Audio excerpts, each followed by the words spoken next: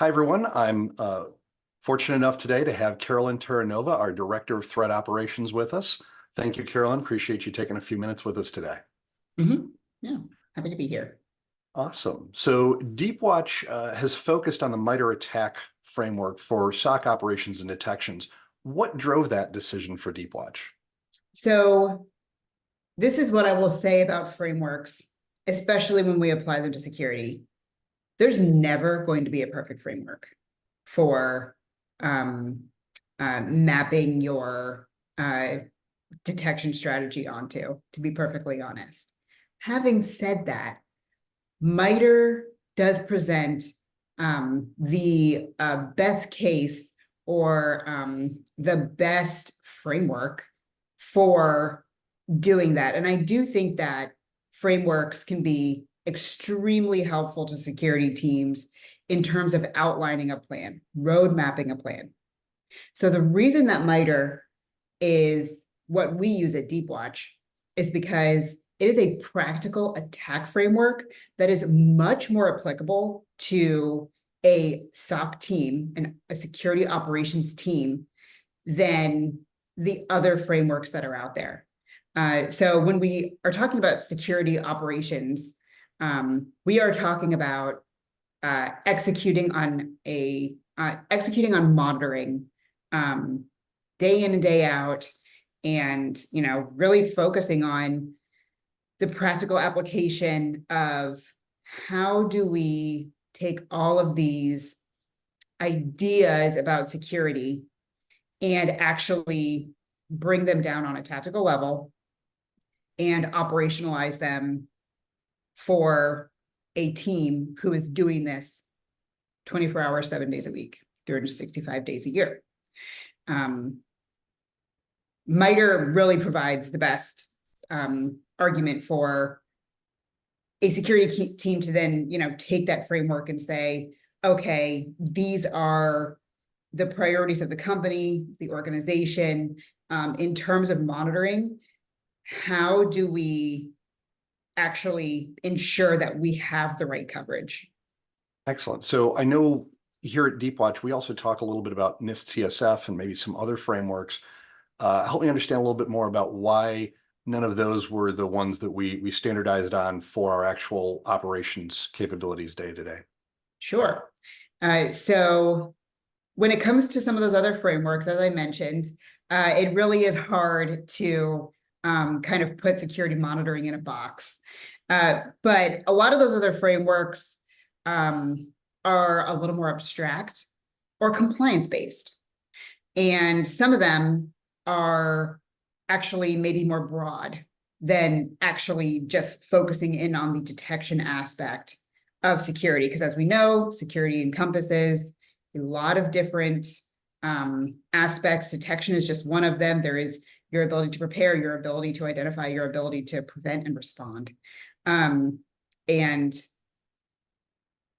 detection is just one aspect of some of these frameworks that MITRE is actually, double, triple, quadruple clicking on to say, okay, if your goal is to detect, how do you do this? So at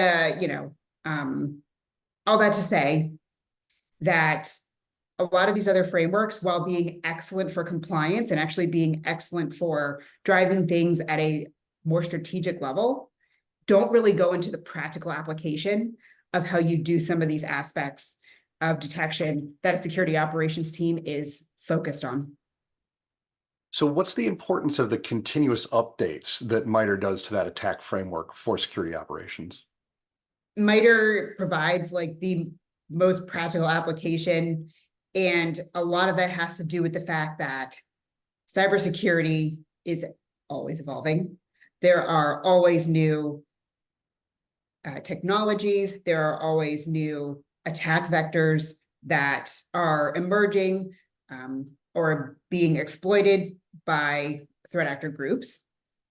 And something that MITRE does that is of great use to security operations teams is, as these things are emerging and then actually becoming broadly used, when shown to be successful, it will update and increment the framework so that these new attack vectors are now being mapped onto what was already an existing framework and applying it to the tactics and techniques that MITRE is based on, which then gives cybersecurity teams the opportunity to, go back to this roadmap and say, okay, what is new on here? What is an attack vector for us that is relevant to our organization that we now need to extend our coverage to? Much like security landscapes are changing all the time, MITRE is being reactive to those changes. If you had asked me as a security person 2 to 3 years ago, how critical will large language models be to an organization? I would have probably asked you, what's a large language model? I think many people would. But we are seeing, as we look towards the future, as we look towards 2024, the immediate future and beyond, that these are going to be critical business assets. And that is a whole new attack vector that will continue to evolve and will also be immediately extremely critical to organizations that have them. So it's going to be very important, I think, for security teams to leverage MITRE, who has already developed a framework for defending artificial intelligence assets, to stay on top of, or maybe be proactive when it comes to being able to detect and defend these types of new things as they are emerging. So how does MITRE ATT&CK help support SOC investigations beyond simply defining alerts and analyst detections? So one of the things that MITRE does is it will basically provide you a progression. So it is broken down into tactics and techniques, and it's basically showing you a progression of how an attacker would use those various tactics and techniques from initial access point to whatever would be their final desired outcome, data exfiltration, ransomware, et cetera. So outside of just identifying, hey, these are the areas that we need coverage, it's going to provide a opportunity for security operations teams to say, we need to be able to focus on knowing, our tech stack and what our resources that are available to us. How can we apply them to identify attackers as early on as possible? What are the various alerts and detections that we need to set up to identify, detect, respond an attacker as early on in the initial breach as possible? When your detection engineering team is building out a new detection, what are some of the guiding principles the team uses beyond just mapping to those MITRE tactics and techniques? A couple of the things that a detection engineer should be considering are, one, how early on in the framework are we able to detect an attacker? They need to be considering the data that they are working with and how well they would be able to create a choke point so that it makes it impossible for that attacker to pass through that particular area of a customer's network without being detected. And they would also need to do, I would say, a pretty extensive review of the data, the logs, the configurations, to be able to get an understanding of how the customer has set up this particular platform or piece of technology. And then lastly, they would need to be able to consider, what is the customer's intent with developing this alert? Meaning, based on how their network is laid out, understanding of the crown jewels, how critical is this? And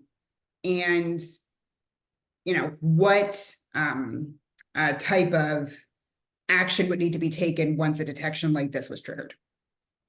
How would you advise SOC teams to make better use of the MITRE ATT&CK framework in their detection development?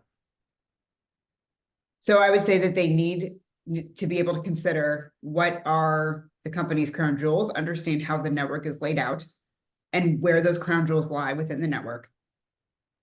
Where are the vulnerabilities on the perimeter and beyond the perimeter, I should probably say. And then consider what a defense in depth strategy looks like. Once they've done that, you should be taking the MITRE ATT&CK framework, again, going from initial access to exfiltration or the full gambit, be able to lay that over your network, and then start saying, okay, how do we using what we know about our own weaknesses, how do we prioritize implementing alerting, detection, safeguards to prevent the types of attacks that we would be the most vulnerable to? The other thing I would say is that for security teams, the goal is not to take this framework and essentially light it up. We're not doing detection for detection's sake. This isn't compliance, right? This isn't auditing. You really need to be taking a tactical view on this and saying, what are the most important things that we need to be focused on now? How do we prioritize that using this framework? And then start developing your roadmap. I would not say that the goal is to just cover the entire MITRE ATT&CK framework by any means. And for most teams, that's not going to be feasible to do anyway, because MITRE is being updated all the time. And how should detection engineers work with their stakeholders, whether they're supporting their internal SOC team or, as is the case, of course, for you and your team, supporting clients and customers? So I think collaboration on the part of the detection engineer with our customers is really critical. I think that having those initial conversations, whether that's done by another Deepwatch expert who isn't the detection engineer, or the detection engineer just pulling up with the customer and having that conversation themselves, they need to understand what the customer's own priorities are. I'd also say it's important to understand what their security roadmap looks like. Do they have new technologies that are going to be coming online? Do they have log sources that are not currently available to the detection engineer, but could be critical to our ability to detect an attack, so that we can get the right amount of logging into the SIM, and the detection engineer can then take that and prioritize the types of alerts that need to be placed in their environment. And then from there, identify gaps and be able to fill them in. That's an ongoing conversation, right? So it's something that really needs to be done, I would say, at multiple points throughout the year. And I would also challenge security teams to, be considering what their security roadmap is, so that the detection engineers can be as strategic as possible with the types of detections they are creating.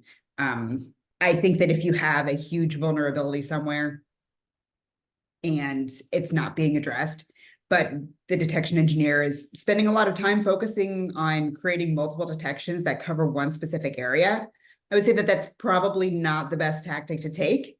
And yeah, I think, again, being strategic and understanding what resources are available, having those conversations is really critical. Thank you, Carolyn. So if I was to sum up what we've talked about today, it seems the MITRE ATT&CK framework is really, really helpful for mapping to the process of a malicious attack that SOC organizations want to be focused on and want to be thinking through how they detect and defend throughout that process.